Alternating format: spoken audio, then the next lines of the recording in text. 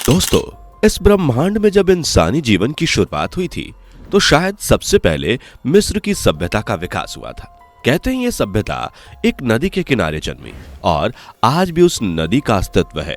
दोस्तों, हम बात कर रहे हैं नील नदी की। दोस्तों, नील नदी से जुड़े कई तथ्यों की जानकारी के लिए कई बड़े और पुराने इतिहासकारों ने कई बार इस नदी के इतिहास को खंगाला। इस दौरान नदी से जुड़ी हुई कई रहस्यमयी चीजें निकली। कुछ चीजें तो इतनी डार्क रियलिटी को दर्शाती थी कि उसे काल्पनिक मानकर छोड़ दिया गया। आज की वीडियो में हम आपको नील नदी के उद्गम से लेकर उसमें छुपे हुए आज तक के एक रहस्य के बारे में बताएंगे और जानकारी देंगे कि आखिर क्यों मिस्र की प्राचीन सभ्यता अपने देवताओं से पहले इस नदी की पूजा करती थी। दोस्तों, सबसे पहले बात करते हैं नील नदी के उद्गम की। नील नदी के बारे में कहा जाता है कि नील शब्द ग्रीक के नीलोस शब्द से आया है। यूनानियों ने इस नदी को इजिप्टोस भी कहा, इसलिए इसके आसपास क्षेत्र का नाम इजिप्ट पड़ा। नील नदी भूमध्य रेखा के दक्षिण में शुरू होती है और इसका जल उत्तर अफ्रीका के आधे भाग से होते हुए भूमध्य सागर तक जाता है। इतिहासकारों की माने तो ये नदी करीब 3 करोड़ साल पुरानी है। मतलब आप समझिए कि इस नदी के उद्गम के समय इस धरती पर शायद ही कुछ होगा, लेकिन इंसानी सोच सिर्फ इस चीज की कल्पना कर सकती है क्योंकि हम इंसान अपनी आधी जिंदगी कल्पनाओं पर जीते हैं।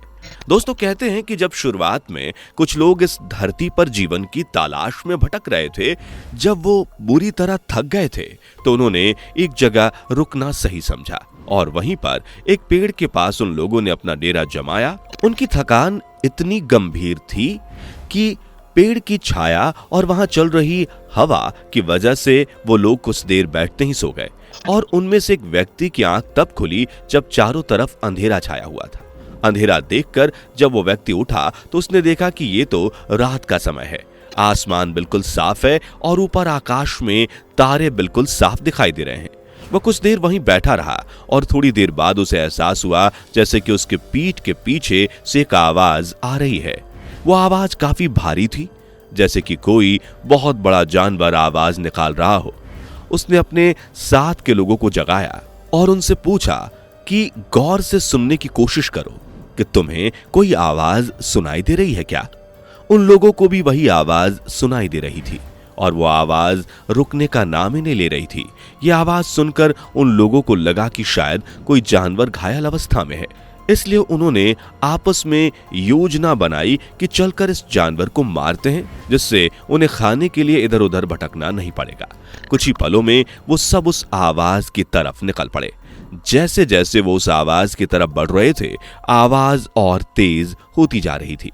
कुछ देर आगे चलने के बाद उन्होंने जो देखा, उनकी आंखें फटी की फटी रह गईं। उन्होंने देखा कि वो जिस चीज के लिए कई कई दिनों तक भटकते हैं, उसका अंबार उनकी आंखों के सामने था। दोस्तों, वो कुछ और नहीं बल्कि पानी था। उस समय पानी की समस्या इतनी बड़ी थी कि लोग पानी समय से ना मिलने के कारण प्यास से मर जाते थे और अब उनकी आंखों के सामने एक बहुत बड़ी नदी थी, जिसे आज हम सब लोग नील नदी के नाम से जानते हैं।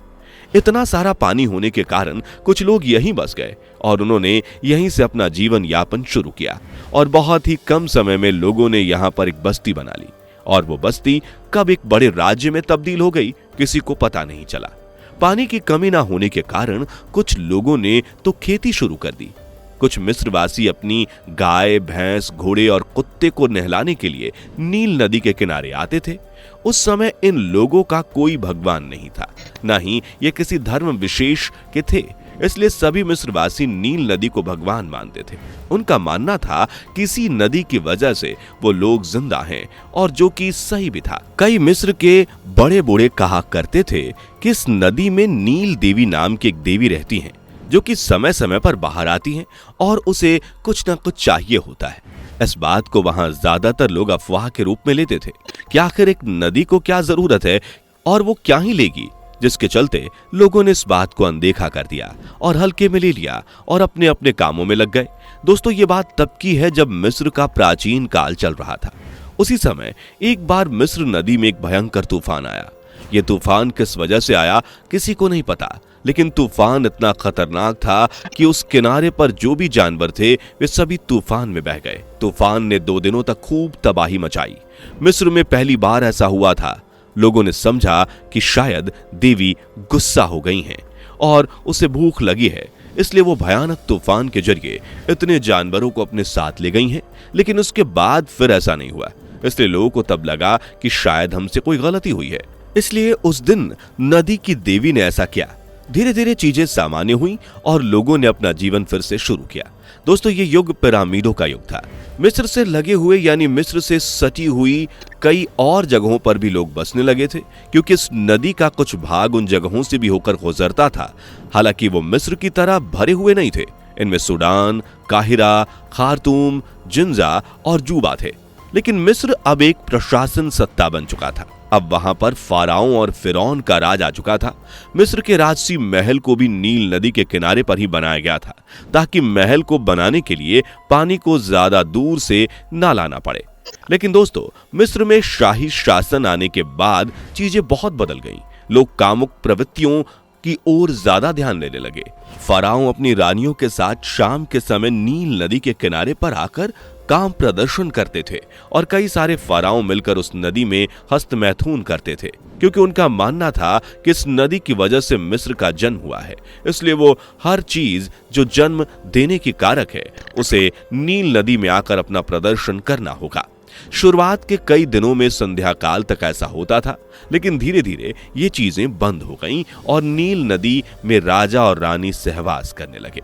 दोस्तों, मिस्र की रानियों से जब मिस्र की सत्ता संभालने में कोई दिक्कत होती थी या फिर मिस्र में जब कोई बड़ा हादसा होता था, तो मिस्र की रानियां अक्सर नील नदी का रुख करती थीं, क्योंकि उनका मानना था कि नील नदी में एक ऐसा कामुक देवता रहता है जिसको अगर मिस्र की रानी एक रात के लिए अपना शरीर सौंप दे तो मिस्र के ऊपर मंडरा रहे काले बादलों के संकट खत्म हो जाएंगे और मिस्र की रानी को मिस्र की सत्ता संभालने में कोई दिक्कत नहीं होगी। इसलिए मिस्र की रानियां अक्सर निर्वस्त्र होकर अकेले रात में नील नदी का रुख करती थीं।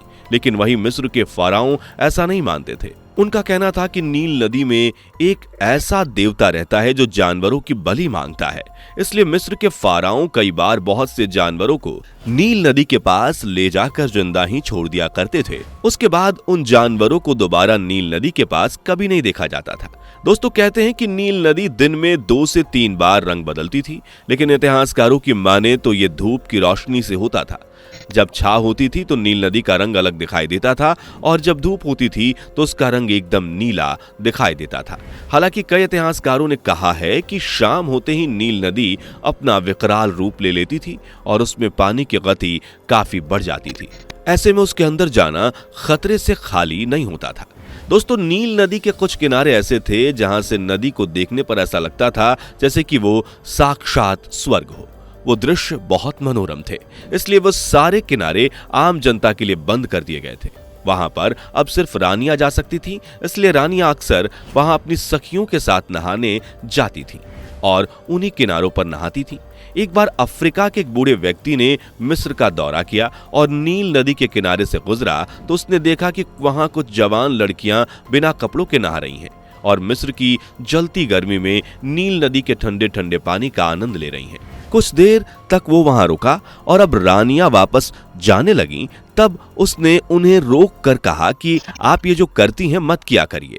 तो रानियों ने पूछा कि हम क्या करते हैं। इस पर वो बोला कि आप बिना कपड़ों के पूरी तरह से वस्त्रहीन होकर नील नदी में नहा रही थी, ऐसा आपको नहीं करना चाहिए। इस पर रानियों ने कहा कि तुमने हमें बिना कपड़ों के देखा है, और इतना कहकर उन्होंने सैनिकों को आदेश दिया कि इन्हें पकड़ लो और महल में हाजिर करो। उस समय मिस्र पर तूतन खामेन का राज था। जब ये बात तूतन खामेन को पता चली तो उसने अपने राज्य में ही सबके सामने उस अफ्रीकी व्यक्ति को मार दिया और उसकी लाश को नील नदी के पास उसी किनारे पर फेंक दिया था। उसी रात को नील नदी में एक बार फिर भयंकर तूफान आया। ऐसा तूफान सिर्फ एक बार और पहले आया था। उस तूफान में इतनी ताकत थी कि महल की दीवारें तक हिलने लगी थीं। लेकिन कुछ ही देर में वो तूफान थम गया। सुबह जब सैनिक उसी जगह पर आए तो उस व्यक्ति की लाश वहां से गायब थी। सैनिकों ने यह बात तूतन खामेन को बताई। उसने इस बात को बहुत हल्के में लिया। उसे लगा कि कोई जंगली जानवर उसकी लाश को खा गया होगा। उसी के कुछ समय बाद ही तूतन खामेन की मौत हो गई थी। जब उसे दफनाया जा रहा था तब उसका ताबूत अच्छे से बंद नहीं हो रहा था और उसको दफनाने के बाद उसके ताबूत से रोने की आवाजें आ रही थी। लोग काफी परेशान थे, लेकिन फिर भी उसे दफनाया गया और कई सालों बाद 1922 में जब हॉवर्ड कार्टर और कार्नावोन ने तूतनखामेन की कब्र खोजी और उसके ताबूत को खोला तो उसमें काफी सारा सोना था और तूतनखामेन की मम्मी चारों तरफ से बंधी हुई रखी थी। उसने उस मम्मी को देखा, उसकी कुछ फोटो भी खींची और वापस से उसे वैसे ही बंद करके रख दिया। उन्होंने ये फोटो एक न्यूज चैनल को दी और अपना एक्सपीरियंस बताया। अगले दिन उन दोनों का एक लाइव इंटरव्यू था जिसमें उनसे तूतनखामेन के बारे में कुछ सवाल पूछे जाने थे, लेकिन उससे पहले ही उन दोनों की अचानक मौत हो गई। उस दिन के बाद लोगों में यह बात फैली कि तूतनखामेन उस व्यक्ति और नील नदी के श्राप के कारण मरा था और उसी श्राप से अब हॉवर्ड कार्टर और कार्नावोन ग्रसित हो चुके थे, इसलिए उनकी मौत हुई। इस मौत से ministry of tourist and tourism को एक बड़ा झटका लगा। इसके बाद पूरे इजिप्ट की मिनिस्ट्रीज ने मिलकर एक बैठक की और उनके अनुसार प्रकृति से जुड़े हुए किसी भी भाग को, पत्थर को और मकबरों जैसी आदि चीजों को इजिप्ट में छेड़ा नहीं जाएगा। तो दोस्तों, ये है इजिप्ट और नील नदी से जुड़ी हुई कुछ रहस्यमयी बातें। आपको जानकारी पसंद आई हो तो वीडियो को लाइक करके अपने दोस्तों के साथ शेयर जरूर करें और ऐसी ही और वीडियोस के लिए इस चैनल को सब्सक्राइब करके बेल नोटिफिकेशन को भी जरूर ऑन कर लें। धन्यवाद।